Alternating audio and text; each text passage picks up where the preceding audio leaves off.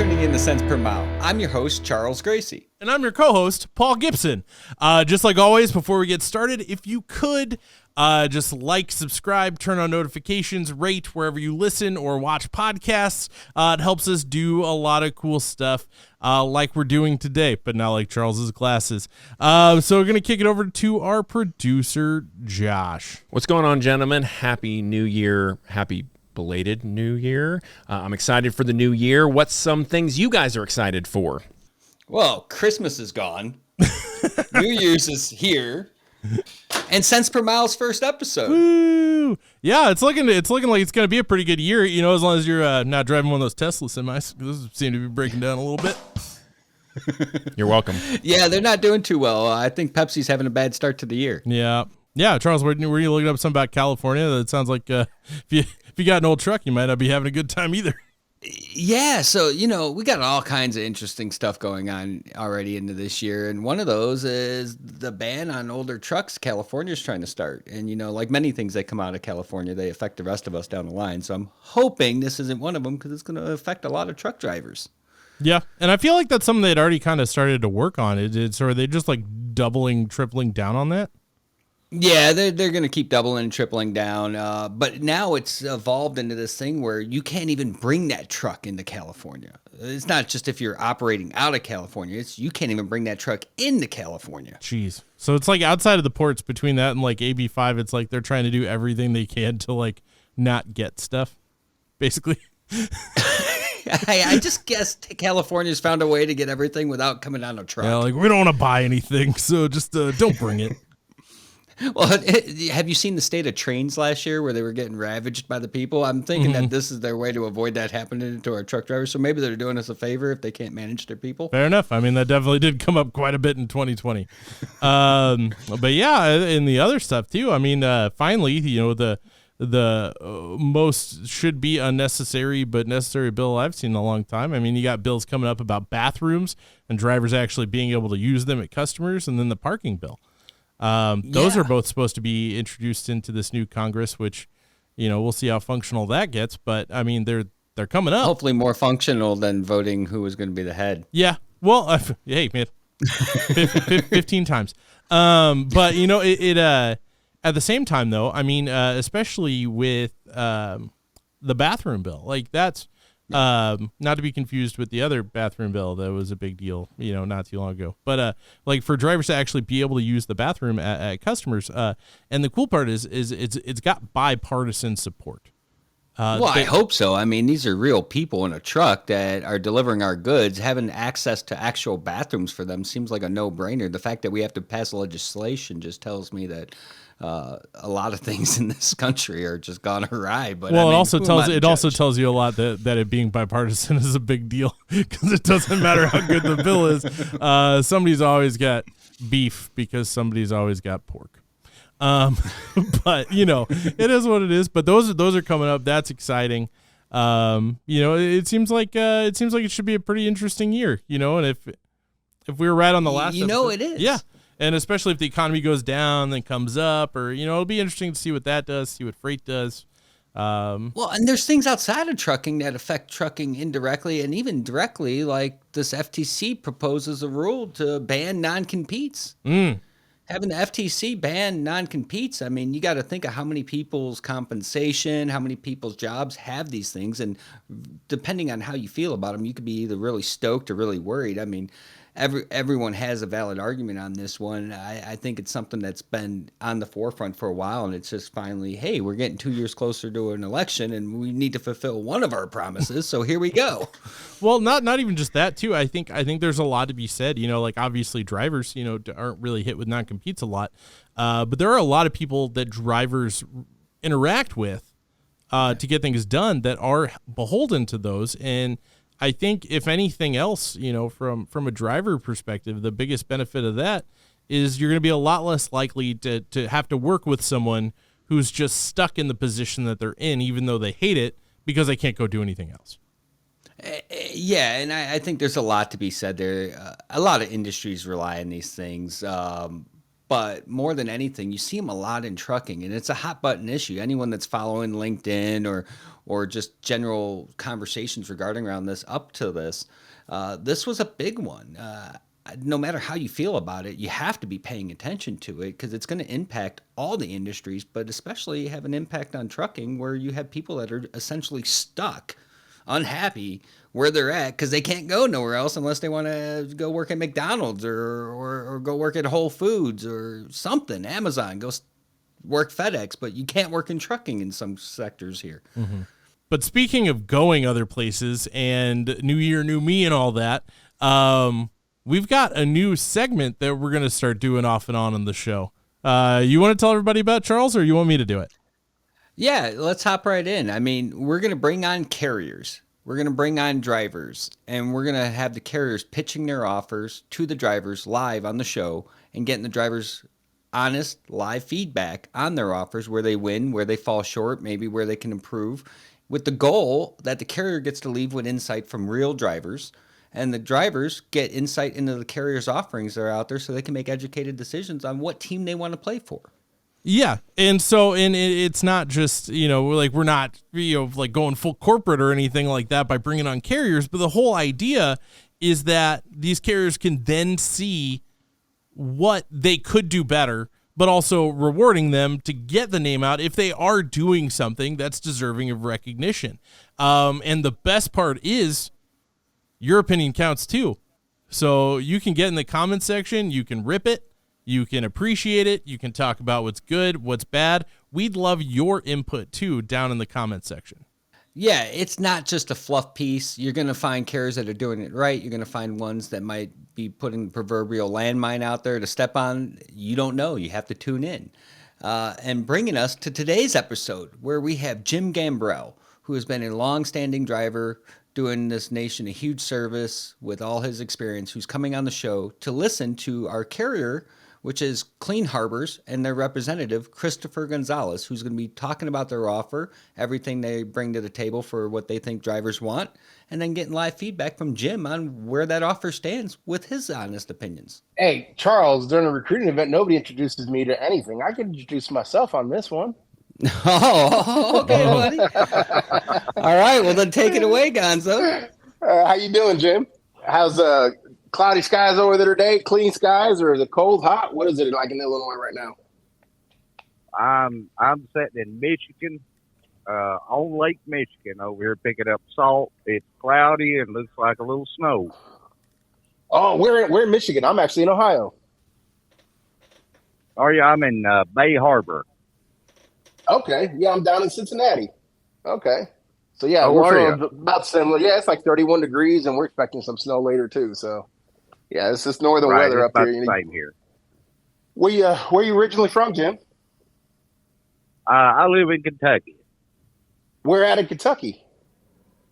a little town called Jamestown. It's about 86 miles southwest of Lexington. Okay. Well, that sounds like some good riding, man. I love riding motorcycles. I'm actually, I live in Cincinnati, but I'm always riding into Kentucky. Route 8, a lot of the other routes down there. I had the Dragon, which is probably, I don't know, maybe 50 miles east of you, 60 miles or so. Love all those areas down there, man. So Yeah. they call me Chris Gonzalez. My name is they go by Gonzo. Got that name a long time ago. It's kind of stuck with me ever since. Feel free to call me Gonzo at any time. Okay. Let me ask you a question. What do you know about Clean Harbors? Have you ever heard of us? No, sir, I haven't. I bet you have. You just don't know it. You ever changed your own oil? Yes. You take that oil to AutoZone or O'Reilly's or something like that, and you dump it into like this box. That box belongs to us. So we are an environmental hazardous. Yeah, we're an environmental hazardous company. We own about 52 companies that have been acquired over the years with Clean Harbors. You've probably heard of Safety Clean. You ever heard of Safety Clean? See them on NASCAR all over the place? I've heard of Safety Clean. Yes, yes. Everybody else has because it's all over NASCAR, right? That's one of our companies. So we are in the business of, we're not in the trucking business. We're in the business of getting rid of environmental waste, right? Now, we are the largest environmental waste company in the United States. So what does that mean? Anything that you do and anything you pick up, you got to move it, right? Exactly. So we happen to be the 13th largest private fleet in the United States as well. So we're not a for-hire carrier. We don't deal with the stuff that you're dealing with now. Am I going to get paid detention? Am I running the same freight as another carrier? We are a private fleet with a mission to keep the environment clean. Sounds cool, right? Oh, it does. Okay. I've been in trucking for 19, 20 years now, man, and I was in the for-hire side for a long time. And when I came over to the private fleet, I told myself, I'm like, why didn't I find this a long time ago? This is the way for a driver to go, right? To be a part of. So, what company are you with today? And tell me a little bit about what you're doing there today. Well, I'm with, and I've been with them now for almost 4 years, and I've been real happy with them. They've treated me real well. They've given me the miles I wanted, the time off I wanted. They're just a really good company. What They are. What are you grossing a year? Brother, you better hold on to your seat because I'm a 1099 driver and I gross right at $100,000 a year. Okay. So why am I going to hold on to my seat for? Because most company drivers do not do that. Okay. So we have 6,900 units. Out of 6,900 units, 673 are within my national transportation, right? They're the ones that move items that are already containerized from my collection centers over to my incinerators and to our recycling centers, right? Right. Would you believe me if I told you that our average gross earnings for our company drivers with full benefits and paid vacation, real paid vacation, right? Not a $200 yearly pay or something.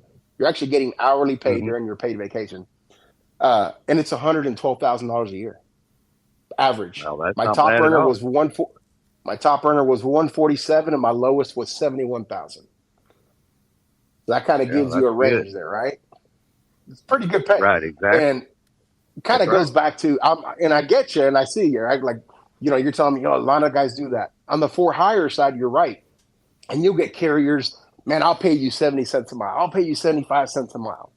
And then you get over there and you're wondering why you're still making 75 grand. Hell, I just took a 20-cent increase. Right, why am I still making the same amount of money? But what guys don't realize on the for-hire carrier side is that everybody's out there chasing the same pennies. So when one carrier tells you they're paying you 20 cents more, you think they're really paying you 20 cents more, or do you think they're taking money out of other places to make that 20 cents happen? Never thought anything about that.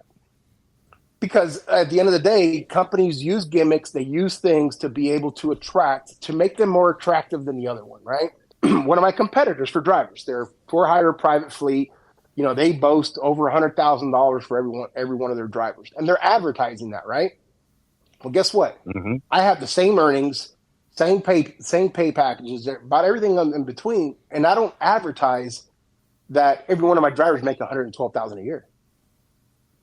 Right. Right. So I don't think that. Yeah, and honestly, I've been behind the wheel too, and it's just, man, there's so many gimmicks out there. What's the right way, for somebody to get paid? And I think, and I'll get down with what our pay is, but I think that as a driver, we should get paid for all of our time. If I'm fueling your truck, I should get paid. If I'm cleaning your trailer, I should get paid. If I'm doing your paperwork, I should get paid. So when guys first look at our pay, they start like, I don't understand how I can make $115,000 like that. And I tell them, I said, man, how many hours do you use on your log a week? 60 to 65 hours. Well, guess what? I'm going to pay you for 65 hours worth of work. It's real simple, right? Right.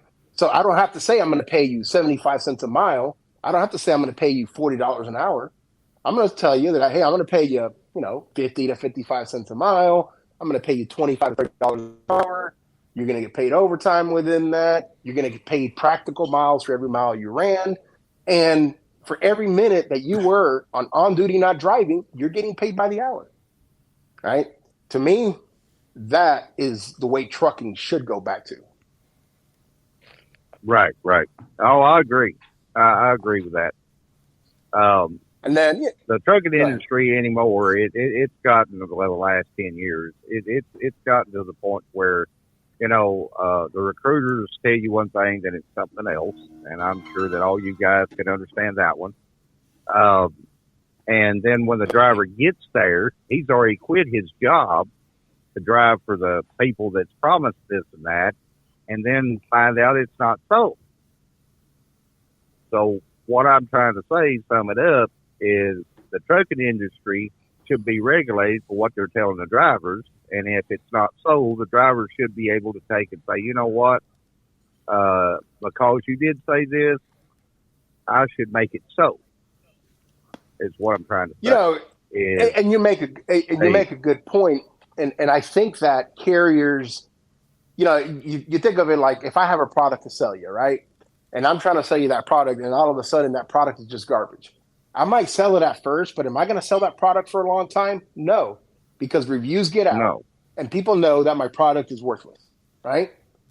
Well, honestly, if we would start doing the same with transportation companies that are running these 120% turnover rates, and drivers just basically don't make that decision to go to them, there's other carriers out there. There's plenty of jobs out there for drivers. They don't have to go to these folks that have 120%, turnover rate. I mean, what do you think turnover should be for a trucking company? What do you think is acceptable?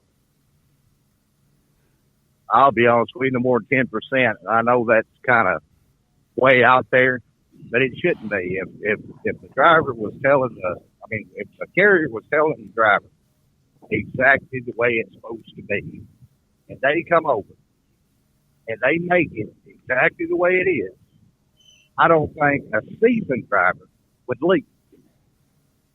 So I'm going to agree with you. That's my opinion. No, I'm going to agree with your opinion. You know how I can agree?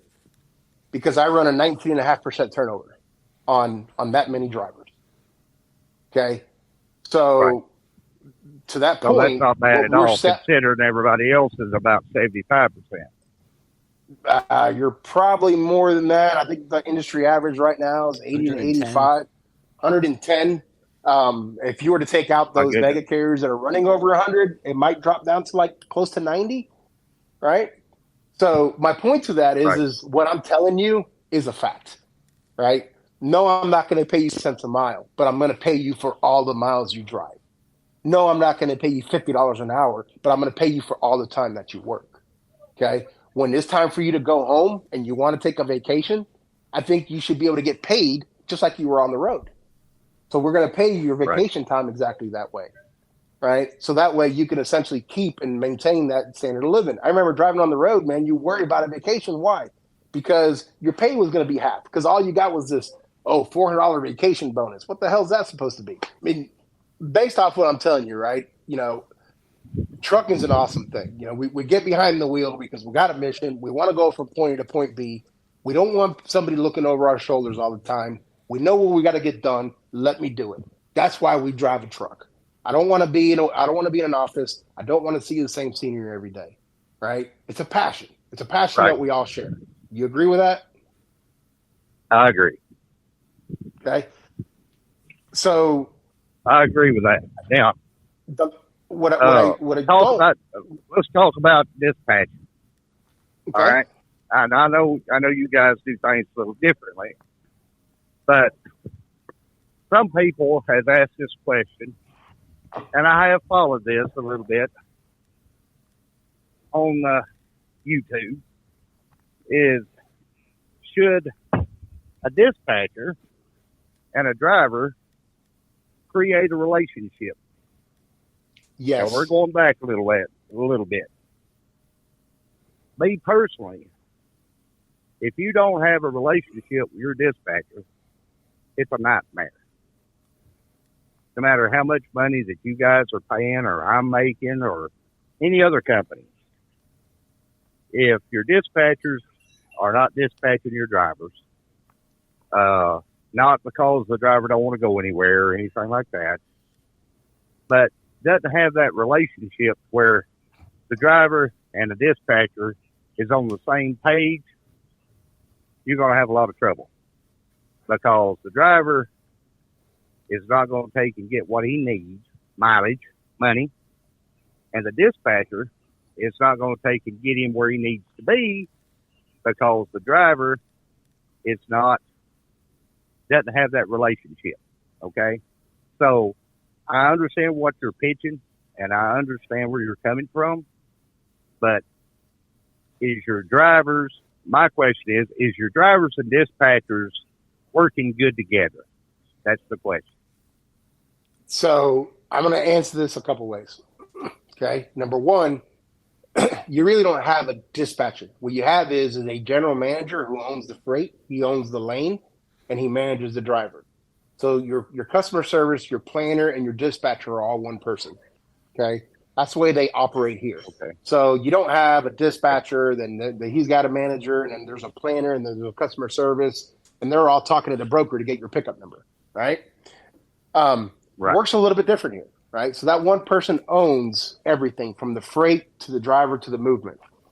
Now, how do I feel about that? You're 100% right about that relationship.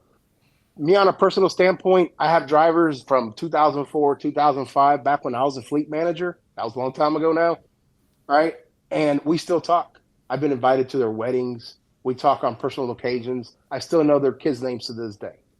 The way I train our general managers here is, you know what, in the mornings, knock out your work stuff, right? Make your assignments, let everybody know, communicate, let them know what they're doing, make sure they have the hours to do it.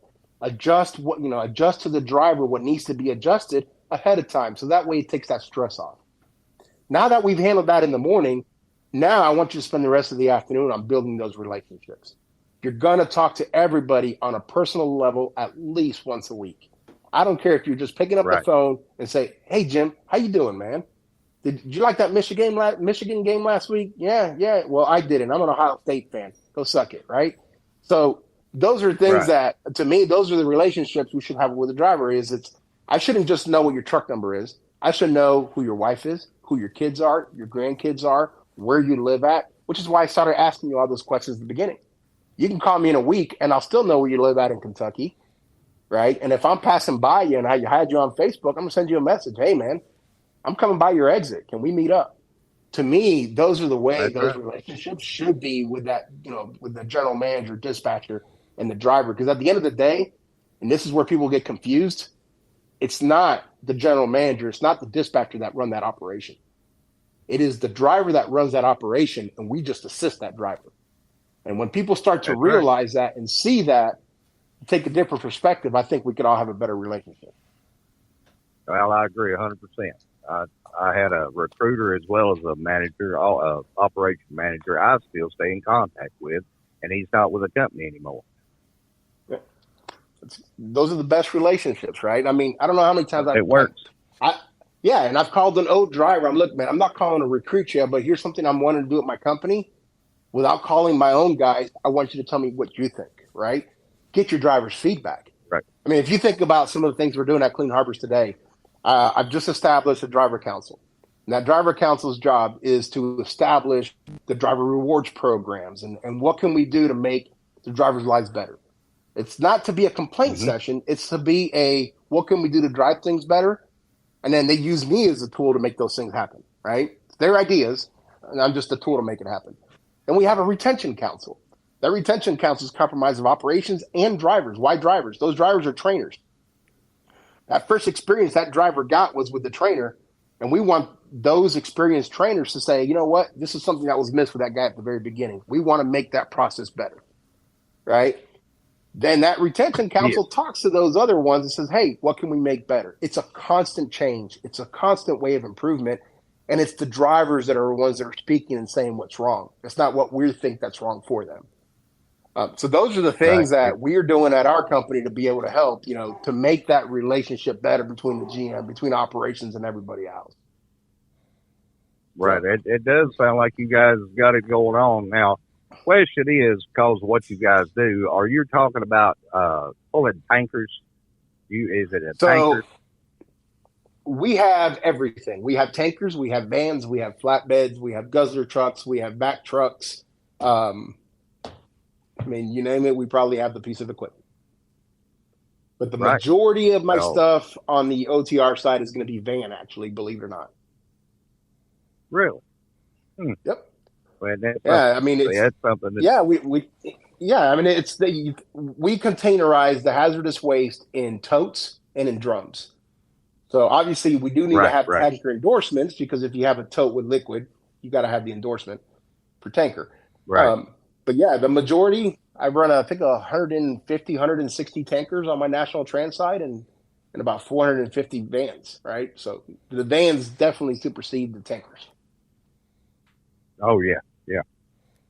Well, that's good. That's something to know about that, because you guys are covering whatever a driver has specialized in. You guys have got it. So that's correct. That's an excellent plus for the driver. Yeah, correct. And our guys do kind of move in between, to where, if he hired a van, he can move over to the tanker side, vice versa. Let's say he moves to another part of the country, and that country doesn't have a lane for him that's in the van side. We've got something else that fits him somewhere, right? I mean, we're in all 48 states in the continental U.S. We're in Alaska. We're in Canada. I mean, we're everywhere. We're in Puerto Rico. 21,000 employees total for us. We started off of essentially a ship that had stranded up in the coast up there in Massachusetts, and that's how the company started in 1980. It's basically, that's how the name Clean Harbors came about, right? We're picking up a oil spill off the coast. Well, Jim, what questions do you have for me to want to come for work for Clean Harbors, man? Oh my goodness. You've about covered about anything and everything I could ask, I think. My goodness. But the pay sounds real well. I guess your trucks, what are they? It is the home away from home, and average year of our truck is about 3.5 years. Now, there's something with that. We own our own refurbishment sites, which means we have trailers out there that are from the 1990s, right? Mm-hmm. But those trailers have probably been refurbished about 3 or 4 times, right? Everything from painted, completely stripped down, put back together, new parts on, the whole 9 yards. So that increases the age of our trucks. But on our national trans side, we're running about 3.5 years. The majority of our fleet are Peterbilt and Mack Anthems and Peterbilt 589s. No Freightliners, and a couple Kenworths out there. Right. Well, it sounds like you got a good fleet. It sure does. And it sounds like to me that you guys have got it going on. So where do you say you're located at? Well, I'm located in Ohio. The corporate office for us is in Norwell, Mass., but we have 415 locations across the U.S. So where do you live at? And I mean, I can find you somewhere, right? Like Kentucky, where you live out of Kentucky, I'd probably put you somewhere like out of Greenbrier, running a lane out of there. If you're up in Michigan, I got Mason and a couple other areas up there. So it really depends where you live and how often you're wanting to go home, and then I'd be able to see what's available from there. So let me interject here real quick, because I want to get a couple feedback points on some of the details that you discussed regarding Clean Harbors. So from Jim, on an overall scale of 1 to 10, 10 being the highest, based on everything Chris and Clean Harbors has presented you with, where would you place them? Probably around 8, everything he's told me. Okay. A 10 is a perfect thing. There's no such thing. Okay. 8 is... their equipment is really good. They accommodate pretty much any driver, any of their specialties they do, or a specialist in their field. It's everything pay wise, the way he's talking. It's possible to do out here on the road. The cons on that is you've got to have a tanker endorsement, which is no big deal. I've got one. You've got to have a tanker endorsement. You've got to take and make sure that the load, I'm sure, is strapped, secured, just like everything else has to be. And then it's got to go to some type of recycling distributor. Now, he may have his own. I didn't ask. But because of the cons on the distributing part of it, if you are going to recycling place, and I don't know how it is, I'm just throwing it out there. you may be sitting for quite a while only if they need those containers back if you're driving a dry van. Now, if they're unloaded and kept, then I think it'd be a great place to work. It's a preloaded drop and hook on our vans. And they get paid for, if I heard that correctly, Chris, they get paid for all their time. If you sit there for 5 hours, I'm going to pay you 5 hours. So there's no waiting 2 hours or 3 hours or any of that lag time that most carriers are having in place. I mean, they're getting it from the moment they pull in. Even our owner-operators, they start invoicing us their time as soon as they arrive. So let me ask you this, Chris. So say I've been a driver. I've been on the carrier side. I know a lot of times there's contingencies with getting detention pay or there's a 2-hour wait to get detention pay. You already said there's no 2-hour wait. Generally, if you're late to your appointment, even if it's 2 minutes late, you're not getting any detention. With Clean Harbors, if for some reason a driver's late, are they going to still get paid? So our drivers don't have appointment times.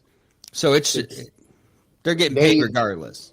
As long as it's within the operating hours of the facility. And Jim, yes, we own all of the largest incinerators in the United States. Even the one that was owned by the government, we took over for them. So we do own those locations. So that is all controlled by us. That inbound is controlled by the GM going into the location. So that helps that flow, right? But backups do happen. I'm not going to say they don't, and I'm not going to lie there. But when they do, it's your gate. If you had 6 hours left of on duty time that day, you're gonna get paid for 6 hours until you go on your break. Really? Yep. So does any of that change your overall rating then, Jim?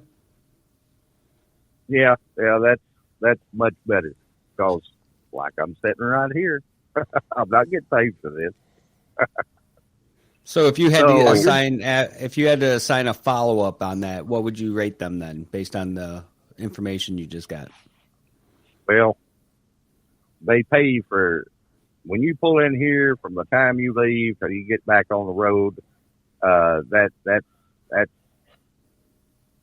wonderful.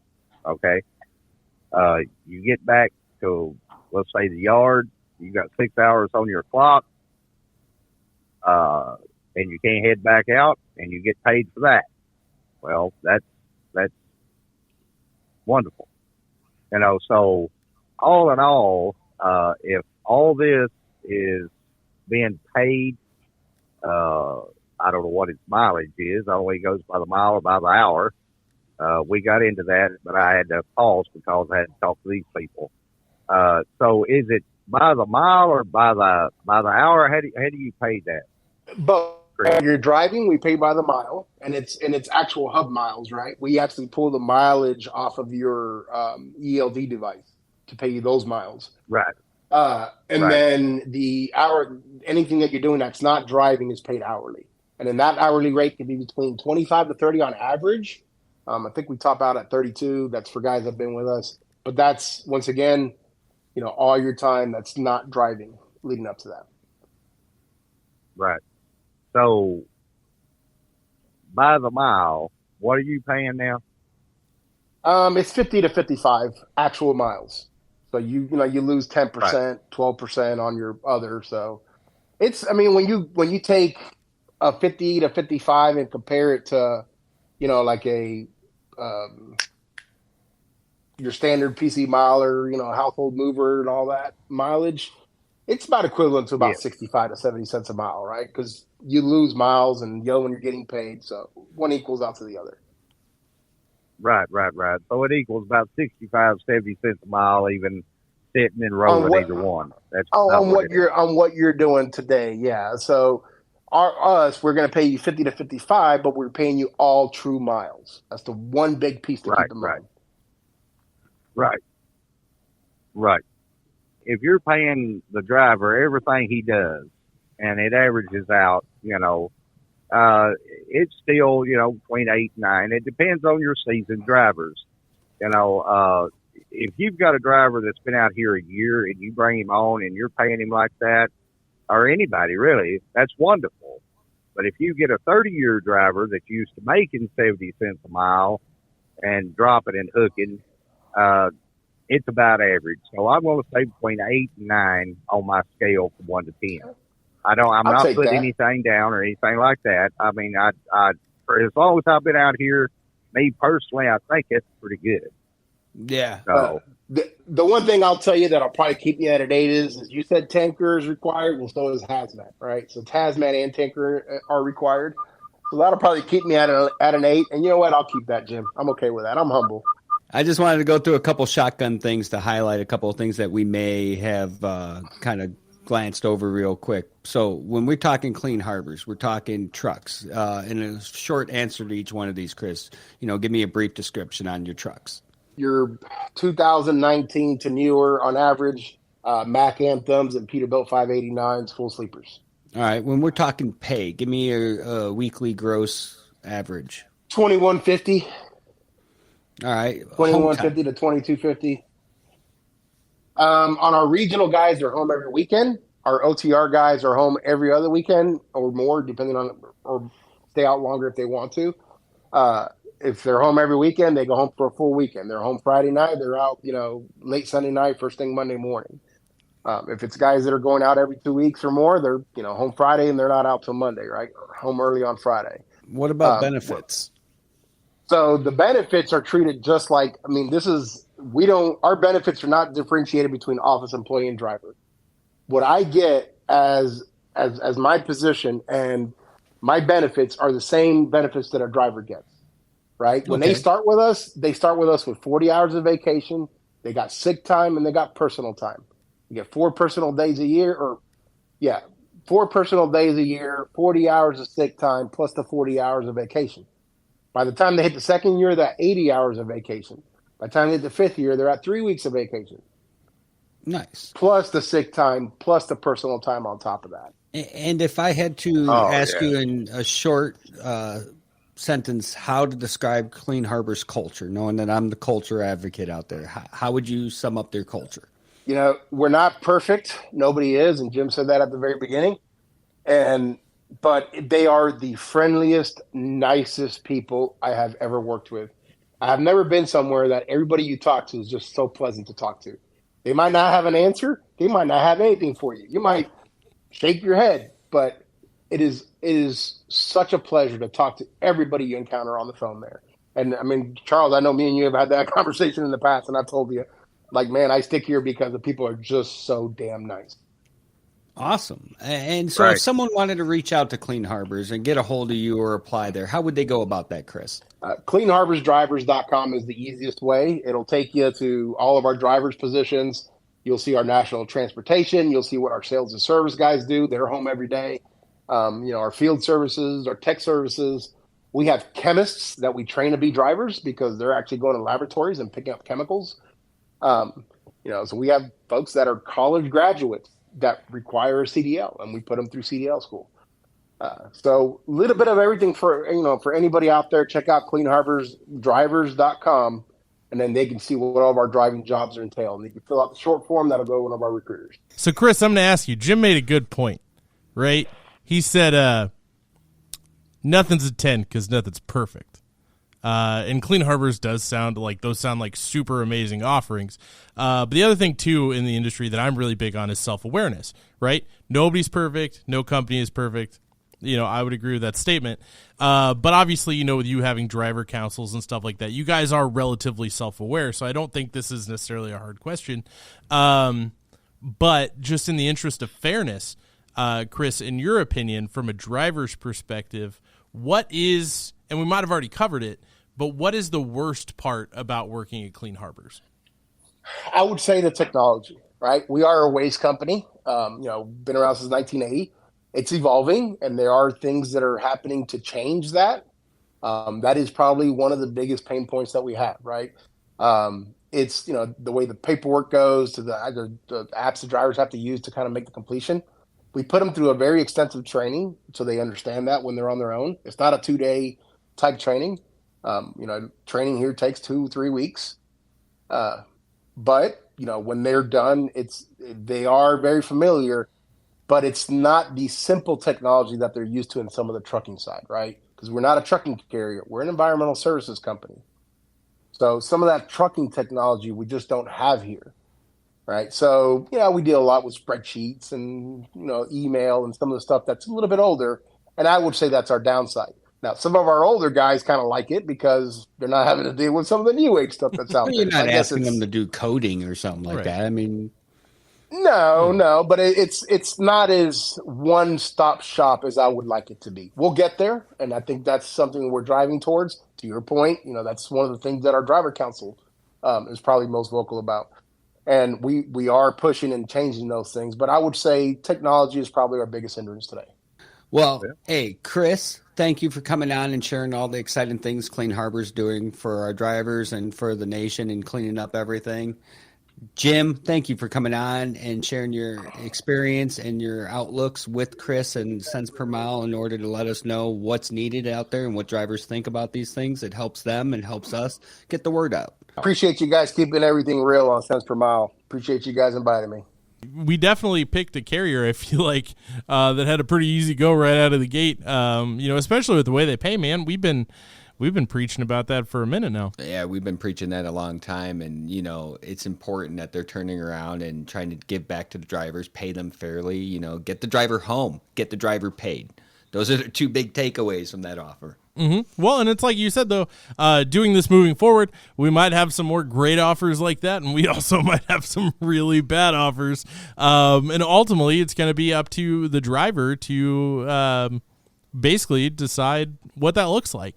And especially down in the comments. Don't forget, we want your opinion too. So if you thought that it was a stupid offer, if you thought that it's an incredible offer, we'd love to hear what you think, and not just whether or not you like it or not, but like why you thought it was a cool offer. Because that helps us then go to companies and be like, this is what drivers want. So we want your opinion, so we can then further to help push carriers to be what drivers need them to be. The other thing too is if you're a carrier and you're watching this and you want to come on and you want to pitch your stuff, you're more than welcome to do that. If you're watching this and you're a driver and you want to be pitched on air on the Cents Per Mile podcast, you can do that too. Hey, Charles, why don't you tell the people where they can do that at? Yeah, it's pretty simple. You send us an email at centspermile@hotseatservices.com. Or you can comment below and leave an email, and one of us will reach out to you. But the best way to reach out would be centspermile@hotseatservices.com, and we'll get back to you, and we'll get something scheduled. All right, cool. And like I said, this will probably turn into a segment. We're going to still keep talking about all the things that matter in trucking and all the stuff coming up, and a lot of hot takes. But we thought this might be something really cool to toss in. Let us know if you hate it. Let us know if you like it. And don't forget to like, subscribe, rate, all that stuff wherever you listen or watch podcasts, so we can keep doing more cool stuff. Thank you for tuning in to Cents Per Mile, our first episode in 2023. I'm your host, Charles Gracey. And I'm your co-host, Paul Gibson. See you next time.